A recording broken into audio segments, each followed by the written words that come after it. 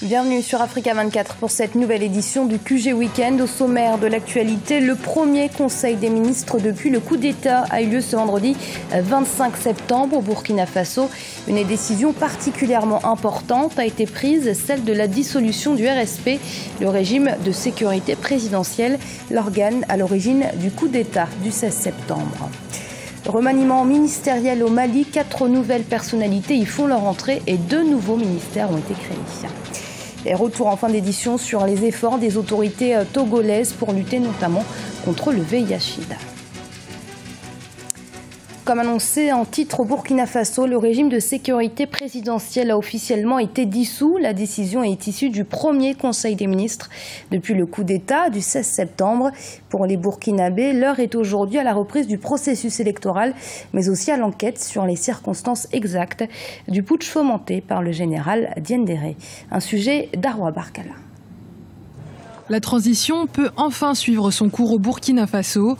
Le premier conseil des ministres depuis la tentative de coup d'État s'est tenu ce vendredi 25 septembre et une décision forte a été prise, la dissolution du régiment de sécurité présidentielle à l'origine du putsch du 16 septembre. Pour l'UNIPS et pour moi-même, c'est le couronnement d'une longue lutte parce que l'exigence de dissolution de ce régime remonte déjà à 1998 et précisément depuis 1999, quand le collège de sages avait recommandé la dissolution de ce régime. Par ailleurs, le Conseil des ministres, présidé par le Premier ministre de la Transition, Isaac Zida, a révoqué le ministre délégué de la Sécurité, Sidi Paré, ainsi que son chef d'état-major particulier, tous deux ayant manifesté leur soutien au camp putschiste.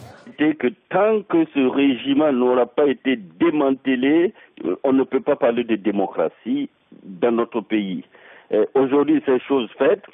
La perspective, c'est que la classe politique au Burkina doit retrouver la plénitude de ses prérogatives, provoquer un dialogue véritablement politique. Il faut que les acteurs se parlent et que ensemble nous puissions mettre au devant les valeurs que nous avons codifiées dans la charte de la transition. Autre décision prise lors du Conseil des ministres, la création d'une commission d'enquête sur les événements qui ont suivi le coup d'État avorté. Cette commission dispose d'un délai de 30 jours maximum pour déposer son rapport. Remaniement gouvernemental en République démocratique du Congo, il intervient naturellement après la démission de certains ministres de la majorité qui s'opposent à une éventuelle candidature du président Joseph Kabila à sa propre succession. La nouvelle équipe gouvernementale reste toujours dirigée par le Premier ministre Augustin Matata Ponyo.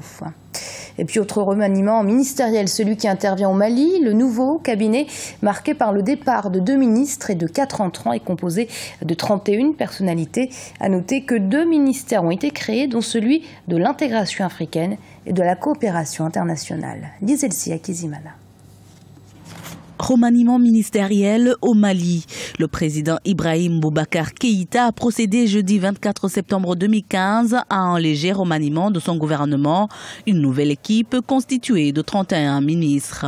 Nous avions assisté par ce réaménagement, un petit réaménagement du gouvernement de la République du Mali, avec la taille qui passe de 29 à 31, avec 2 qui sont partis, celui de la sécurité, le général Sada Samake et le ministre de la Justice, 4 entrants et un réaménagement à l'intérieur, bien sûr, par la nomenclature des ministères. Le général Sada Samake, ministre de la Sécurité et de la Protection civile, a été ainsi remplacé par le colonel Salif Traoré, tandis que Mahamadou Diarra, le ministre de la Justice et des Droits de l'Homme, a été remplacé par Madame Sanogo Aminata Malé. Lors de ce remaniement, le président de la République a également créé 2 nouveaux ministères.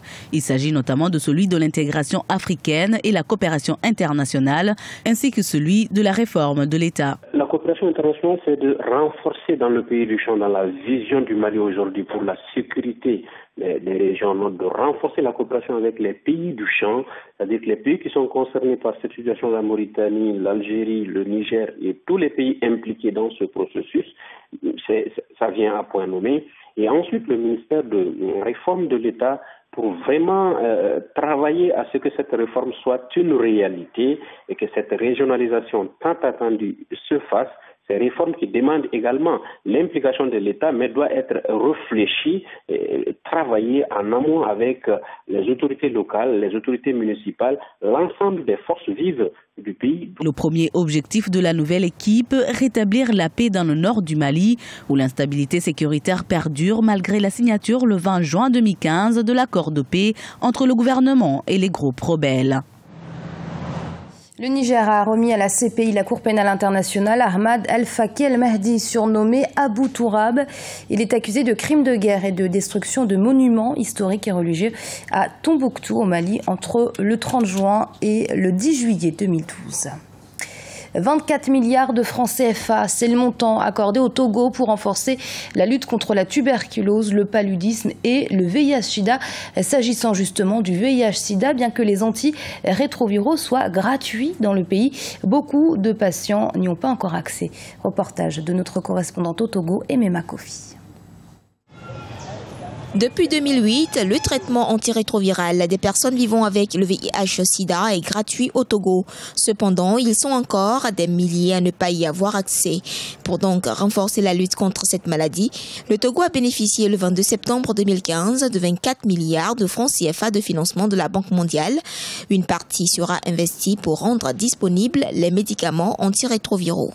En 2020, nous devons quand même mettre en place plus de 90 000 personnes sous traitement antirétroviral et traiter toutes les personnes qui souffrent de la tuberculose également au Togo, notamment la tuberculose multirésistante. Le taux de prévalence au plan national est actuellement de 2,5% selon le gouvernement.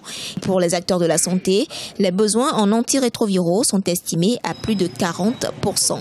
Pour ceux qui ont besoin de traitement antirétroviral, nous tournons autour de 45% pour l'accès au traitement antirétroviral.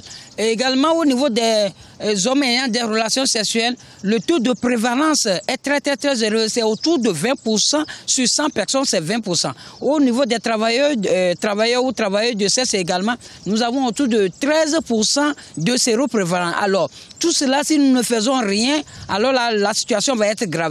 Il faut donc agir pour que le VIH-Sida ne soit plus une fatalité. Ceci par la non-rupture des antirétroviraux, seul recours pour les personnes vivant avec le syndrome immunodéficient acquis.